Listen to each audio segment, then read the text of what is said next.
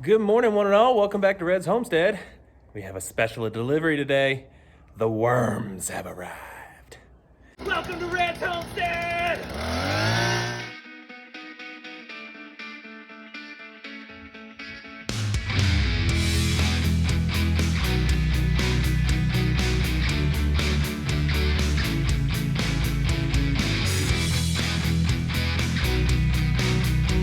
Well, we didn't know if Miss Abby had any babies, but this is the first time that we do, and they're still alive. Good girl, sweet mama. Not gonna go too far, but you can see. There they go. Good girl, mama bear. We thought the irony was, this is the first morning that it's dropped into the 30s. And this was the morning that she was due. It's been in the mid-50s. And if you've been following us, you've known that the last two times for Miss Abby, her babies froze because it dropped too cold. And so we waited until the temperatures were normalized, kind of high 40s, 50s, before we bred her again. And, well, this morning it's 35, I think. I might come out here again in a few hours when it does warm up. It is going to get back into the mid-70s, almost to 80 today, but... So we just ended up coming to Tractor Supply. We needed to get some hay. We were hoping for turkeys. We were hoping that they had turkeys here.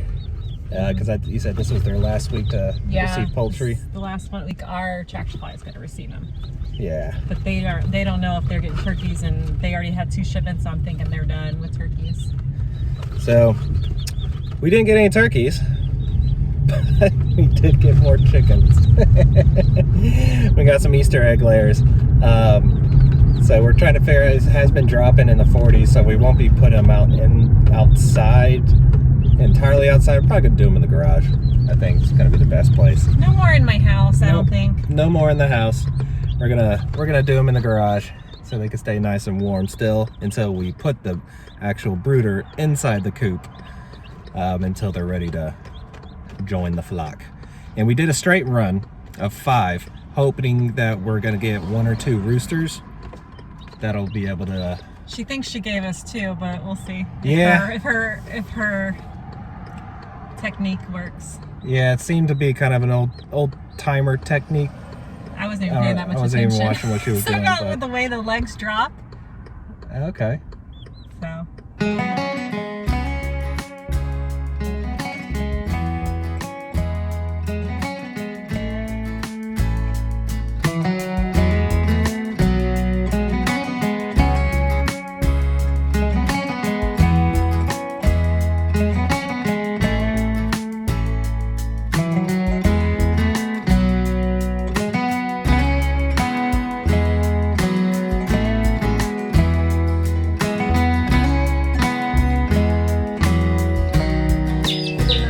been introduced to water at Tractor Supply,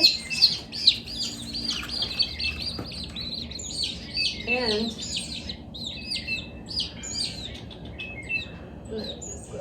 I know it's scary. It's scary being in a new place. I know, but y'all are cute. And you're gonna lay me some blue and green eggs. That's cool. They found the food. They found the heat. We gave them water. Yeah, with apple cider vinegar.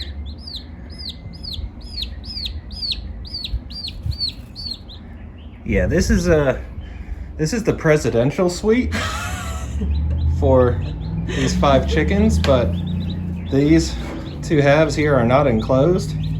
So we're just using a big brooder for them because I don't have anything right now with a lid.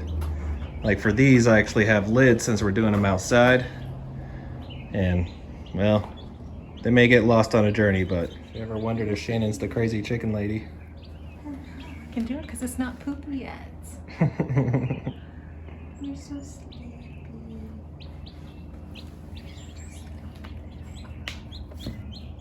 We have a special delivery today. The worms have arrived. So we are going to get them set up, I think here in the barn. It's going to be a nice cooler spot for them, darker. thinking over there in the corner, just setting up my little worm farm.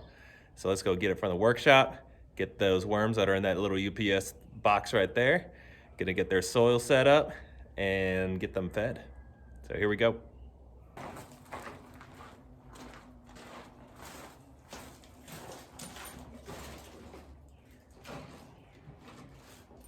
So I'm not following a science or anything when it comes to what kind of source material that they're gonna be living in. The things that I do know is worms like a loamy type material. You can use like all peat moss, that kind of stuff. I'm gonna have like a mixture. I'm gonna be using a little bit of topsoil that has small specks of gravel in it. Poop is good. They do need that because they need grit, kind of like a chicken. That's how they digest and make casings. So I'm also putting, as you can see, my lovely assistant there has some rabbit poop and hay. We're gonna mix some of that in. Worms love poop, and I'm guessing they like hay. I'm gonna put peat moss, regular garden soil, and just some organic mushroom compost as well. Not using any kind of ratio mixtures. I'm just gonna mix it in until it looks like it's something cool for a worm to live in.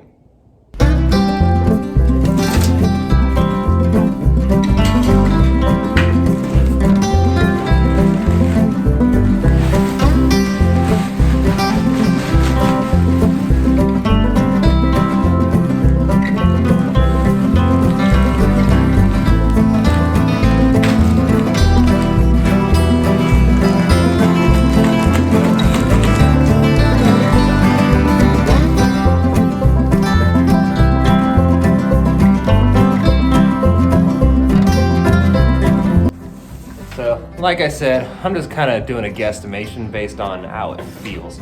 You know, a nice loamy mixture isn't gonna feel extremely heavy in your hand like a bag of garden soil or topsoil will.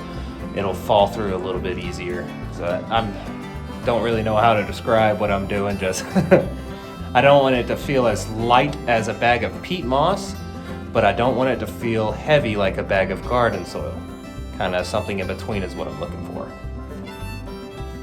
And this mixture actually feels pretty good. So this is what I'm gonna use.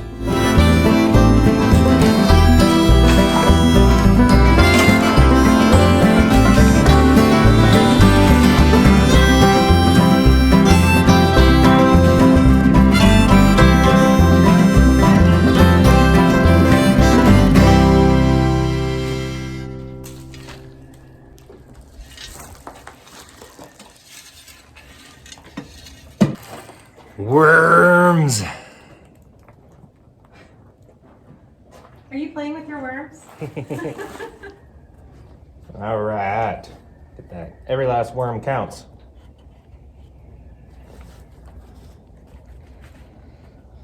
All right, so what do these need? Watering daily? Yes. So these guys, they look tiny, thin, scrawny because they haven't eaten in probably 4 days or so. So I'm just gonna spread them out just a little bit so I can give a nice covering to all of them. A lot of the times when you get brand new worms like this, they're pretty restless, so they're gonna want to escape. So they say to put it in like a direct sunlight on top so that they don't want to try to come out. Gotcha. Since it's getting cold, I'm not gonna do that. I'm gonna be putting this cardboard on the top. Newspaper clippings work really well. Anything that helps just retain the moisture. I got 1,000 new pets. 1,000 new pets to water. Also, I'm gonna be putting, I got some eggshells in here. Oh yeah, I had tons of those. Yeah. Coffee grinds, some strawberries, pieces. Pretty much just things that they can eat. Any fruits and vegetables, anything doesn't have preservatives in it, the smaller the better, because the smaller it is, the easier they can digest it. But right now, there is so much inside this soil that I put in here with all the rabbit poop, the compost material that I put in here, that they may just be eating that for a while.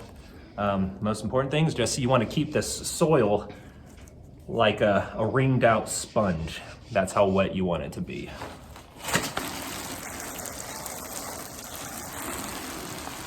So I gotta water my worms every day?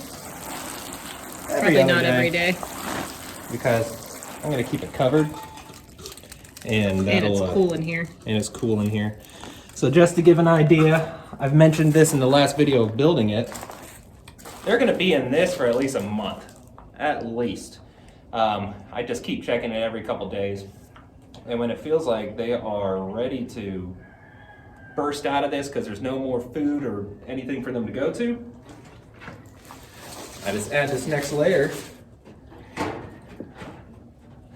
and add another layer of soil. The worms will come up through this to the new soil, the new food, and then everything underneath is actually ready to be composted or put straight to the garden if I want to. And then as this layer gets full, I do the same, put it in the next layer, and I can keep going as far as I want. Probably only gonna do 3, maybe 1 more. And then I harvest what's underneath at the bottom, and I start the process all over again. And I don't have any wood big enough. Normally I would have just a piece of wood covering this, a piece of plywood. I don't have a piece big enough right now, so I'm just gonna use a tarp. The reason you wanna definitely cover it, one is to help keep the moisture in, and B, you wanna keep fly larvae out. You don't wanna grow fly larvae.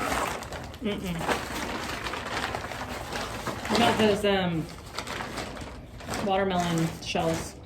Water rind, yep, watermelon rinds Because work well. there's plenty in the coop run, chicken run. Yeah, we can add that later. And hopefully, within a month or so, I have some good stuff. I'll keep you guys updated. So we went to Walmart today because we just had to get some groceries, some whatever. Mainly milk. So milk is $4 a gallon now. In a month, we're gonna be able to buy a whole cow. This is ridiculous. But we did snag these on clearance. Clearance for a reason, because I don't know how long they're gonna hold up. So I'm gonna see if I can pot them and maybe bring them back to life. But it'd be cool to have some blueberries. We'll see. Well, on second thought, Shannon's used all of our larger pots for her trees. So it looks like they're gonna be going straight into the ground. Trial by fire. So we're gonna try to put them here at the front of the herb garden. I don't know if I can get through this soil. We're gonna try. This is rock hard clay. But clay is not a bad soil. It's only bad when it dries and gets hard. Other than that, clay is phenomenal because it's just full of nutrients.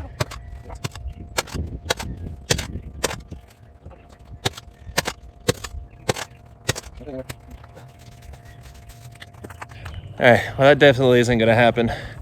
My combo of being in videos has stopped. I don't view videos that often now. Yeah. So Liam, where should we plant these blueberries now? They need a good amount of sun. Somewhere where you could actually dig. You want them that, you want them that close? Well, we have to be able to walk under that arbor. Oh, I have 2 of them.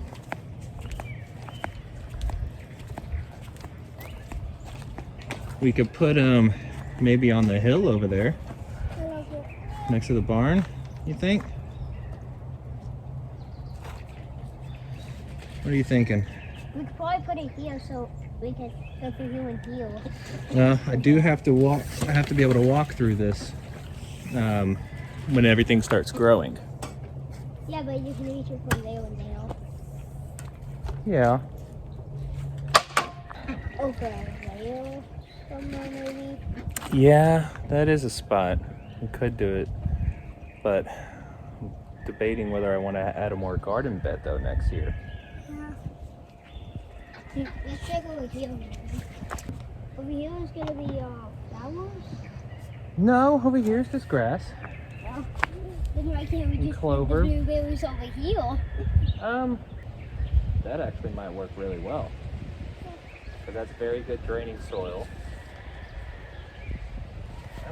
I do like that. What do you think about right here?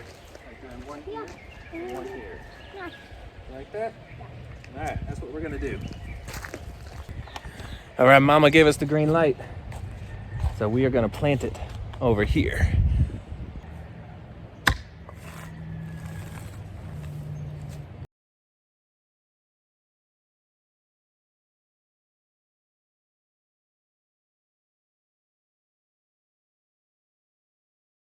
They don't look very good, but they may be able to get nursed back to health. We'll see. They may survive, they may not survive. It's not a very expensive mistake if they don't.